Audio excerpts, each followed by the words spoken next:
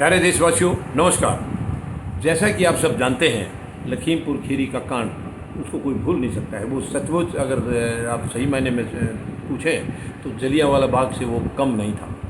जलियांवाला बाग जैसा ही था ये कांड। और दुख की बात यह है कि जलियांवाला बाग के जो कांड में जो हिस्सेदार थे वो कुछ और लोग थे, बाहर के लोग थे, लेकिन इस कांड में हमारे अपने लोग थे, जिसको हम अपना कहते हैं, वो लोग थे। आज किसानों ने लखीमपुर खीरी में, यानी आज 12 अक्टूबर को वहाँ पर किसान शहीद दिवस मनाया गया है, यानी अंतिम अरदास दी गई है शहीद किसानों को। और बहुत ही बड़ी संख्या में ये मनाया गया है। मतलब देश भर से किसान वहाँ पर पहुँचे हैं, दूसरे संगठन भी पहुँचे हैं, काफ़ी लोग इसमें शामिल हुए हैं। हमारे यहाँ से भी, दिल्ली से जैसे सिंघू बॉर्डर, गाजीपुर बॉर्डर और दूसरे बॉर्डर हैं, यहाँ से भी किसानों ने वहाँ जाकर के हिस्सा लिया। किसानों ने यहाँ भी मनाया है, यानी जैसे लखीमपुर खीरी में मनाया गया है वैसे ही यहाँ भी बॉर्डरों के ऊपर मनाया गया है। दिल्ली के चारों तरफ यहाँ भी उसी तरीके से मनाया गया है। और यहाँ के भी किसान वहाँ पर पहुँचे हैं, वहाँ भी जाकर के हिस्सा लिया है उन्होंने। ये कई दिन पहले से ऐलान कर रखा था और बहुत बड़ी संख्या में लोग वहाँ पहुँचे हैं। और ये साफ संकेत सरकार को दे दिया है कि अब आप अगर एक्शन नहीं लेंगे, जैसे कि किसानों ने 11 अक्टूबर तक का टाइम दे रखा था कि जिस गृह राज्य मंत्री के बेटे ने ये सारा कांड किया है, कांड तो दोनों ने किया है, बाप बेटे ने दोनों मिलकर किया है, एक का हाथ नहीं है इसमें। क्योंकि बाप ने कुछ दिन पहले बहुत ही खतरनाक बयान दिया था किसानों के बारे में, यानी किसानों को इतना दुश्मन मानते हैं वो क्या मानते, सारी बीजेपी पार्टी किसान को दुश्मन मानती, खुद प्रधानमंत्री महोदय मान रहे, खुद ये प्रधानमंत्री महोदय किसान को सबसे बड़ा दुश्मन मानते हैं। ये बहुत ही दुख की बात है, शर्म की बात है ये।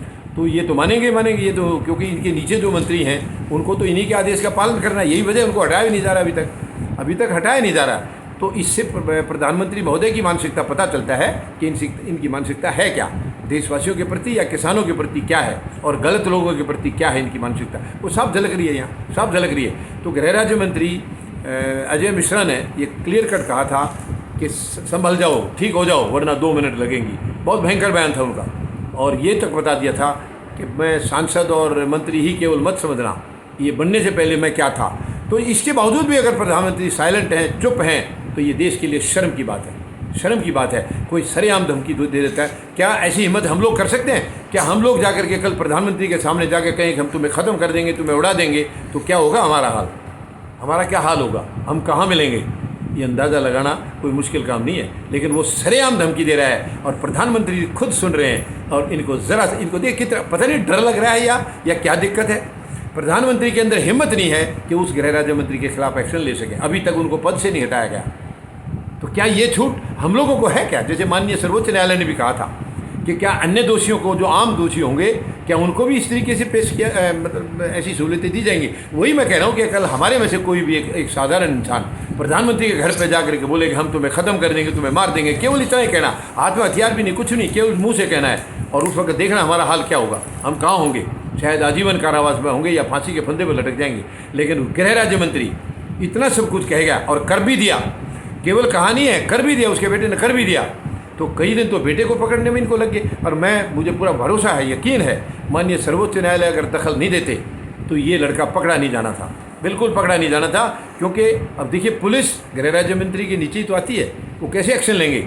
ये जो कुछ भी हुआ है माननीय सर्वोच्च न्यायालय की दखल के बाद हुआ है। और प्रधानमंत्री महोदय के लिए तो शर्म की बात है, डूब मरने की बात है, जिनको इतनी अकल नहीं है कि इस एक आदमी धमकी दे रहा है, सरेआम धमकी दे रहा है, किसान को ख़त्म करने की धमकी दे रहा है। और उसके बेटे ने तो ख़त्म कर ही दिया अपनी तरफ से। चलो वो कम मरे हैं, लेकिन अपनी तरफ से तो उसने कम से कम 150 किसानों को मारने की प्लान की थी। लेकिन देखिए, उसके बावजूद भी आज वो मंत्री पद पर बरकरार है। लेकिन अब किसानों ने ये 11 अक्टूबर तक का टाइम दे रखा था कि 11 तक का सरकार के पास टाइम है। और आज किसानों ने वो, क्योंकि अंतिम अरदास दिवस के तौर पर मनाना था, उनको श्रद्धांजलि देनी थी शहीद किसानों को। आज का दिन बहुत ही महत्वपूर्ण था सभी के लिए, तो वो आज हो गया है। अब आज हो सकता है रात तक, या नहीं तो कल सुबह किसान ऐलान करेंगे अगली रणनीति का। क्योंकि अभी तक गृह राज्य मंत्री जो है उनका ना पद से बर्खास्त किया गया है, ना अरेस्ट करने की कोई उनकी प्रक्रिया है। तो ये बहुत ही दुखद है। ये किसानों ने शर्त लगाई थी, ये तभी दाह संस्कार के लिए एग्री हुए थे, वरना उस दिन किसानों का और जो जितने भी शहीद हुए थे, किसी की भी वहाँ पर दाह संस्कार करने का इरादा नहीं था।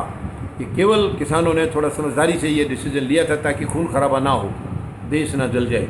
इसलिए लिया था। राकेश टिकैत ने बहुत महत्वपूर्ण फैसला आगे बढ़ करके लिया था ताकि और खून खराबा ना हो, जो हो गया उसको वहीं तक रोका जाए।